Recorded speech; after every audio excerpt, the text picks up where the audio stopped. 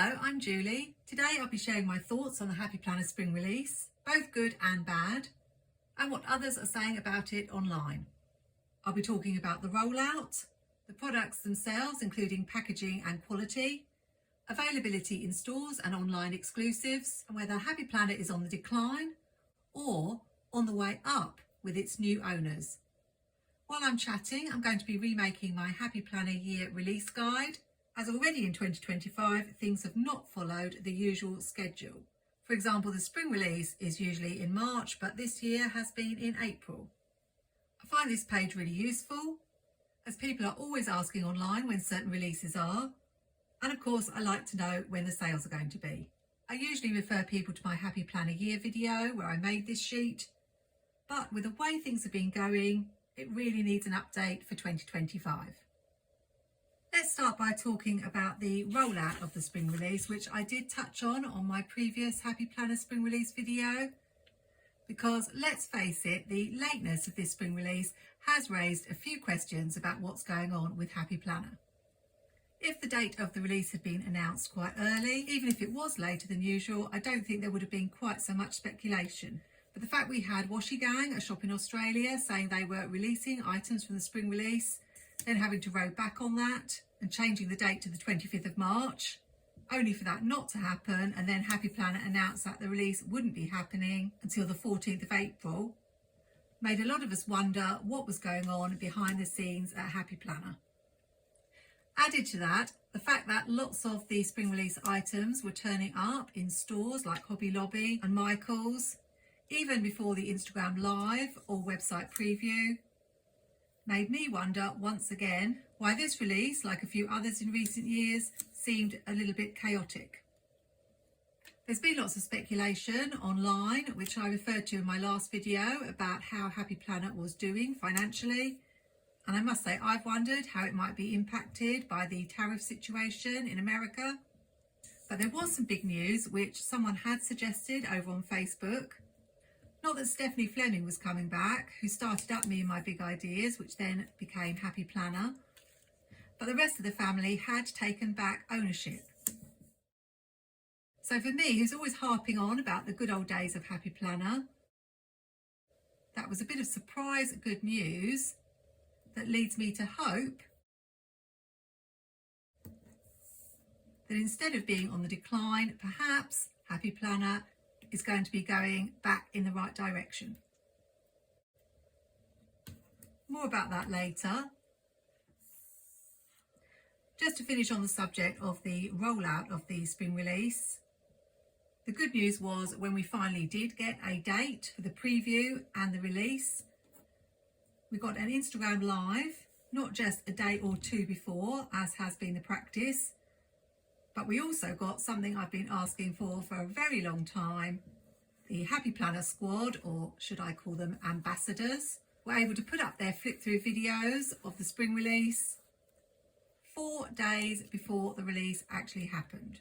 I always watch Mary Ellen Planning with Bumble, and it did seem that finally Happy Planner had got the message about the fact we like to see everything in a lot of detail well before the release, so we can start making our wish lists. Because I noticed on the email they sent out, they even said, start making your wish lists. I'm hoping that this is going to continue for future releases. I got those alphabet stickers from Planything's Black Alphabet Sticker Book, and I'm using MojoJojoPlans Pastel Date It for the year and the months. One final thing about the rollout, when I went to the website on the day of the release, I was a little bit shocked to see that the custom planners weren't actually available. They were listed as coming soon, as you can see here. I guess we'll never know what went on with this release and why things were so haphazard. But I'm hoping with the new ownership, these are some of the things that might get sorted out for future releases. In case you're new to Happy Planner, it was originally owned by Stephanie Fleming in the good old days of the Happy Planner squad, but she stepped down a few years ago, and ever since then everybody's been saying it's not the same. positive I've already noticed is that some people who've shown their unboxings of their orders from the spring release got a thank you card with the names of the new owners on it, which are Stephanie's mother, sister and brother. And one of the things the family was really known for is that they wanted to create planners because they themselves used planners. And it has felt a little bit over the past few years that the people who run Happy Planner just treat it as a business and don't actually use planners themselves. So I'm looking forward to seeing what the future brings. Let's take a look at the actual release and give you some of my thoughts on the products they offered. Probably the biggest news was the fact that they had a new layout. I got really excited on the live when they said that they had a new layout because I was hoping that they had adapted the teacher layout with lines but with dates at the top. But no, it was the new parenting layout. This one has got everybody talking and it's the one that all the ambassadors have picked up on. And we've got lots of videos appearing on YouTube of how you might use it. I don't know why they called it the parenting layout. Everybody's saying that. Just like with the teacher layout, it instantly sends out a message to people that it's not the planner for them. I've heard people suggest they call it the life layout or the household layout, but really I can see it's got lots of potential. I'm definitely intrigued about this one and how I might use it. I don't buy mid-year planners, so I'm hoping it's something they might bring back for the 12-month planner release in the fall. I thought it was good news that they brought in some new covers for the custom planners, even though they're not available yet. And it was nice to see a seasonal, although a little bit weird that we had 2 Halloween dividers. From what I'm hearing, people are still very mixed about the horizontal layout and the fact they've added the checkboxes to it. I'm assuming it's been selling quite well. I do know some people love it, but I also know some people are missing the purely lined horizontal layout. So it's a shame that they can't add that as one of the options to the custom planners. Encouraging though that they are adding big planners with the back to school release. And I know a lot of you are desperate for them to add mini planners too. So I suppose they're going to see how well the big planners do before rolling out to the mini size, which is probably their least bestseller.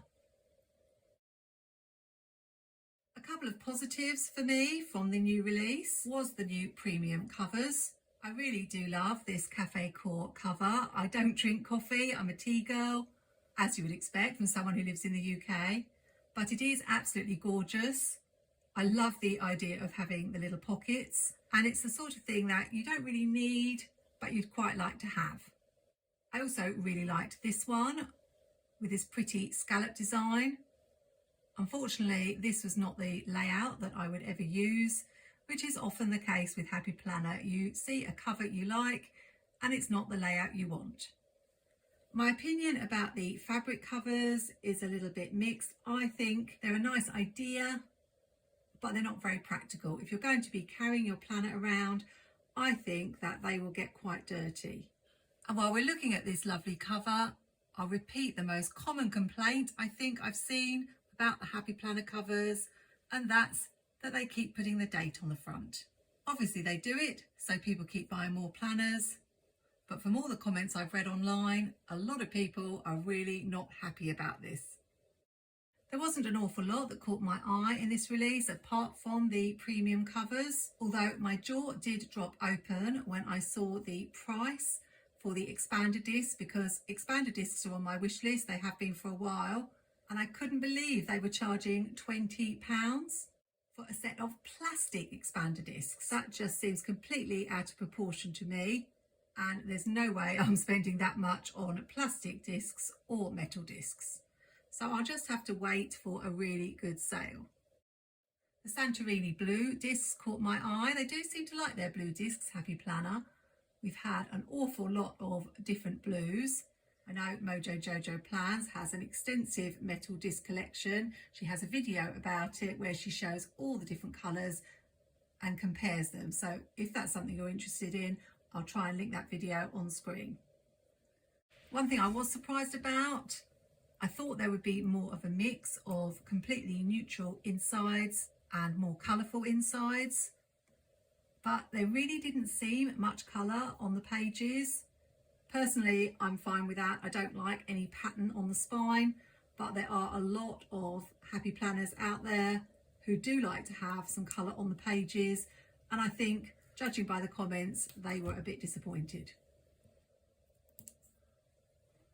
One thing I wasn't too keen on in the planners is the fact that they had that page that reminded you that you needed to buy a new planner. I don't think planners actually need reminding that they need to buy a new planner, and it just seemed a little bit of a gimmick. However, I did like the other side of it that had the reflect and review page, although that would probably be best at the end of the planner. It was also interesting that not everything that was shown on the Instagram Live has appeared on the website. There was another cover, this fabric one here, and yet isn't on the website for people to buy. I don't understand why some things have to be store exclusives. If they're made by Happy Planner, they should be able to be available on the Happy Planner website at least, but this is something Happy Planner has always done. It would be nice though if they made it clear which items were going to be available only in store and not appear on the website.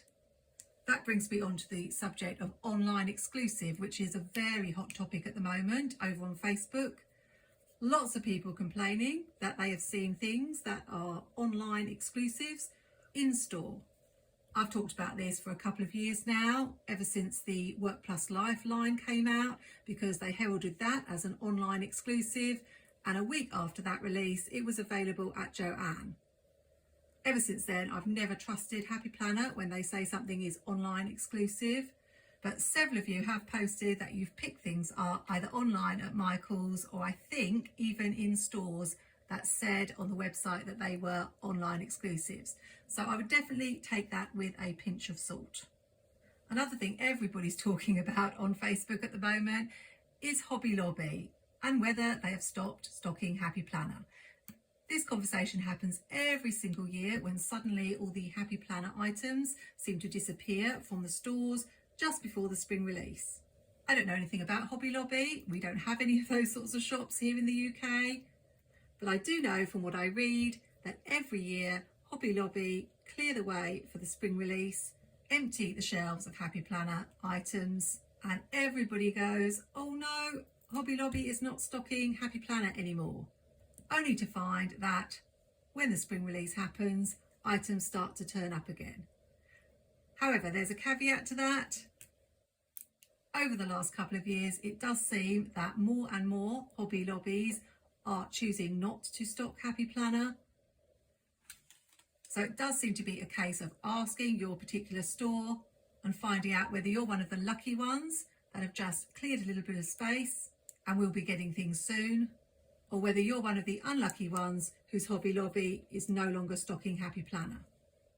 A tip for those of you who are looking for items in stores in the US is that a lot of people seem to be finding them on what's called the end cap and not necessarily in the planner section, often in the papercraft section. So I think if you're really hungry to find the Happy Planner release in store, you might have to do a little bit of scouring to make sure you don't miss it.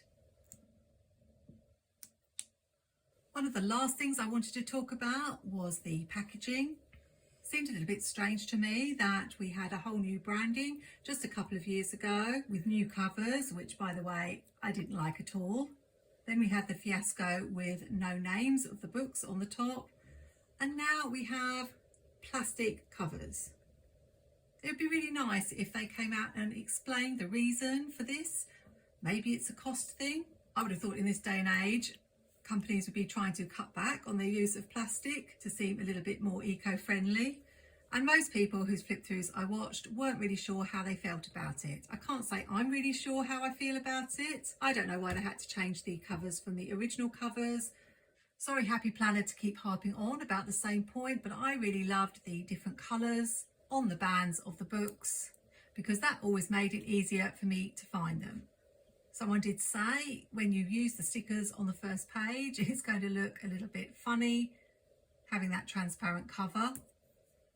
But until I actually buy one of the new sticker books, the jury is out. What I wasn't so pleased to see was that when they were flipping through the books on the Instagram Live, and also I've seen some flip throughs on YouTube, the pages of the sticker books were coming out. Now I know that that does happen. I do have a couple of really well used books, not by Happy Planner I would say, that have completely fallen apart, but on the whole my Happy Planner sticker books have held together really well for many a year, and I would really be seriously annoyed to have pages coming out of a brand new sticker book. I don't think it was just a one-off, because I saw it happen several times and it didn't just seem to be one page.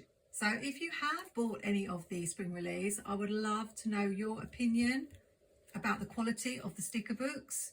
Do you like the plastic cover? And are your pages intact? Something else I'm really curious about is the paper quality. I've noticed over the years that in the planners, the paper quality definitely has deteriorated. But I've just seen a flip through where someone said that they felt like the paper on the Cafe Core planner at least seemed thicker, which would be a pleasant surprise. I used to be able to peel up stickers all the time without any tearing of the page, but the last 2 or 3 years, if I want to move a sticker, 9 times out of 10 I will tear my planner page. I also feel like the quality of the sticker books has deteriorated. Some of the colour of the stickers doesn't seem as vibrant, a little bit washed out. And it would be interesting to know if these sticker books are any better or any worse than previous ones. I also noticed with the sticker books, they didn't seem to have listened to all the people who don't like foil. There was as much foil as ever, but some new colours. I know some people out there love foil. I don't know why Happy Planner can't do maybe a book that is all foiled and books without foil for those of us who don't like the foil.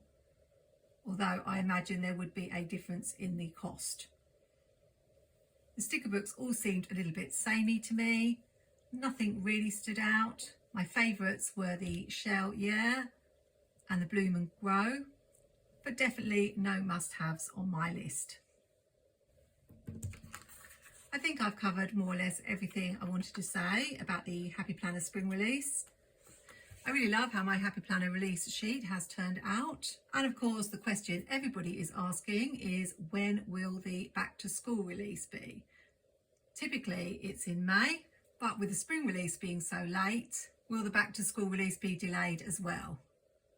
I'd love to hear all your thoughts about the Happy Planner spring release. What did you like? Did you pick up anything? And do you think the new ownership has come just in time? Hope you've enjoyed this chatty plan with me, and if you like creative ideas for decorating a classic vertical Happy Planner, then I have a great video I did recently about how to make 3 different checkerboard spreads in the Happy Planner vertical layout. So you can find that video on screen now. To make sure you catch my next video, subscribe to my channel, Plans in the Making, and hit that notification bell. Until then, happy planning, take care, and see you soon.